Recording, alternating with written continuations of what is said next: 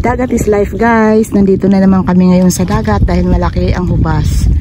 Ayan. Ang daming tao ngayon, parang fiesta ngayon dito sa dagat.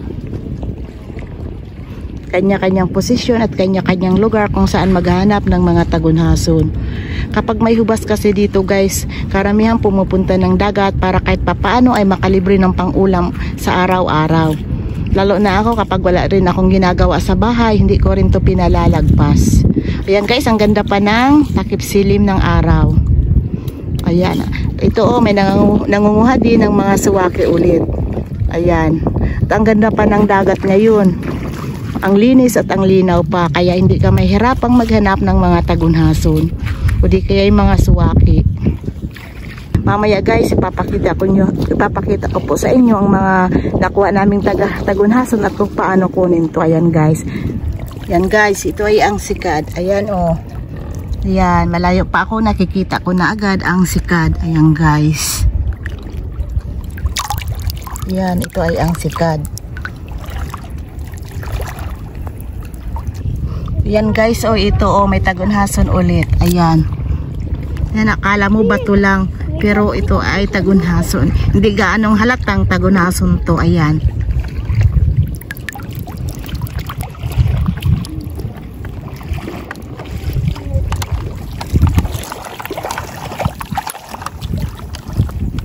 Ayan guys, oh, nakuha na namin ang alimasag, kaya ilambay.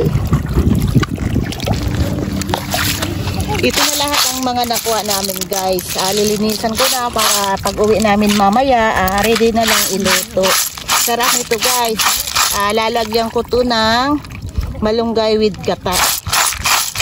Ayan guys, ito yung mga nakuha ko. Mayroon ding mga sahang.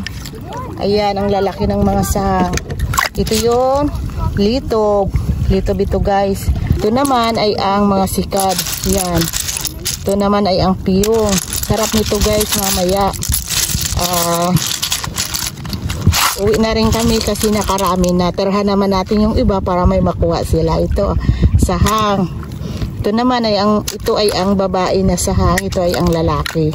Yan guys, so nakadami rin kami. Nakakuha rin kami ng isang basket. Ayan. Alam nyo na ang mangyayari nito guys. Talagang taob na naman ito ang kaldero. Bungkag na naman pati tutong nito. Ayan guys, oh. Yan. Hanggang dito na lang guys. Ingat ang lahat at salamat sa panonood nyo. Bye!